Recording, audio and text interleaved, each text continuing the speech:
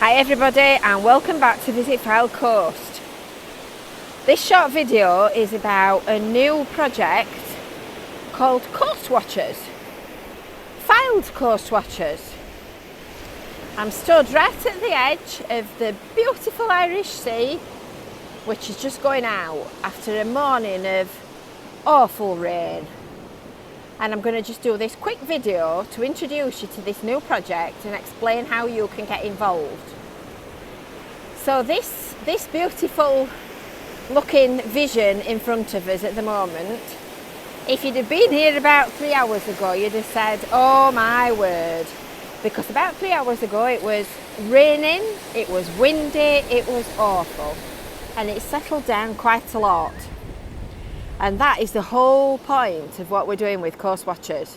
And I'm going to just walk back now. We're at Russell Beach at Cleveleys, and I'm going to walk back now in the direction of this groin and this sandbank because what we want you to do with Coast Watchers is to take pictures when you're out at the beach.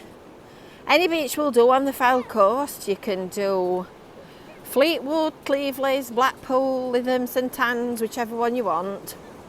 And we want you to take pictures in the general direction of the beach and then upload them onto the Visit Fylde Coast website on the Coast Watchers portal, and they'll appear in date order and create a timeline of what the beach is doing and what the weather's doing.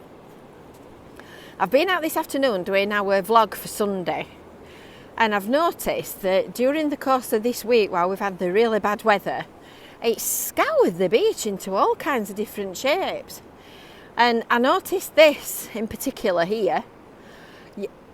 I'm hoping that you'll be able to pick it up properly on the video, how much it's worn away here and how high a bank it is. There's a big lake. This is one of the sandbanks that you will get cut off on if you stood on it when the tide comes back in. I'll just pop down here and you'll be able to see how much it's scoured. And this has all been done just literally with the force of the sea and the wind. So you can see it better from here, how there's a big sandbar formed. And all this is the interesting stuff that we're wanting to collect and record and capture.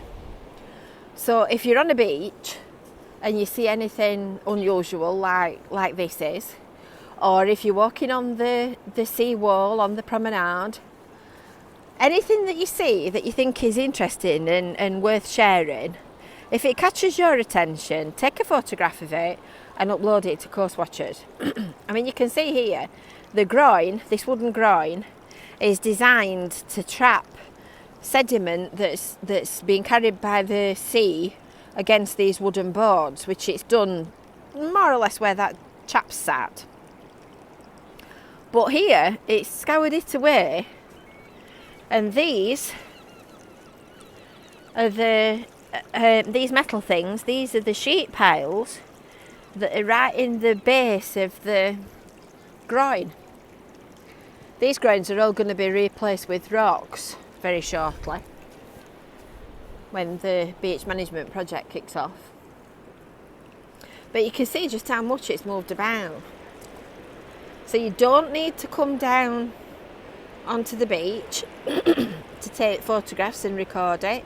You don't need to necessarily take pictures of the beach, because you could be stood on the path taking photographs of the general view looking down across the seafront and the sunsets and whatever else it is that is particularly interesting that day. But all these different things individually probably have not got an awful lot of relevance. But when you stitch them all together and you see it as a daily record of different weather and changing views and changing circumstances, it all starts to add up and show you exactly what's happening on the life of the beach. And I'm stood at the moment on that sandbank that we were talking about a minute ago, and you can see how much the sea's carved a channel out here in front of us, and just look how high the pebbles are against the sea wall. And it's those pebbles against the sea wall that keep all those properties, and more importantly the ones that are at the back of them, safe from flooding. Because the promenade is on a little bit of a ridge, so when the water does come over, when the sea comes over, it actually runs straight down the side streets. So that gap there is Thornton Gate. The sea runs down Thornton Gate and it runs onto Green Drive, and it floods the properties that are in the low-lying areas at the back of the promenade. And that's why the pebbles are so important, and that's why people are asked not to take them. So that's Coast Watchers.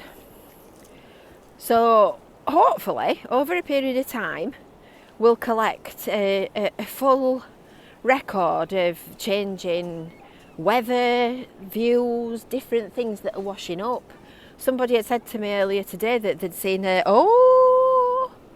amazing amount of microplastics. And I've looked all the way up the beach up there, and I didn't see them, and I found them just as literally I was going to say it to you. Wow, I'm going to stop here and then I can photograph these. So if you see anything like that, if you see any microplastics washing up, if you see, I don't know, dozens of rubber ducks, if you see palm oil, anything like that, take photographs, put them on the Coast Watchers website. It's actually on Visit Fylde Coast. There's a link to it from the front page of every website, and I'll put the links in the description below this video. So join in. It's something to do while we're all on house arrest and we can't go anywhere and do anything because of coronavirus, and be part of recording the coastline for the future. Don't forget to subscribe to Visit Fylde Coast either. So we'll see you again next time. I'm going to photograph these plastics now. She's right, I've never seen that before like that. See you later, folks. Bye.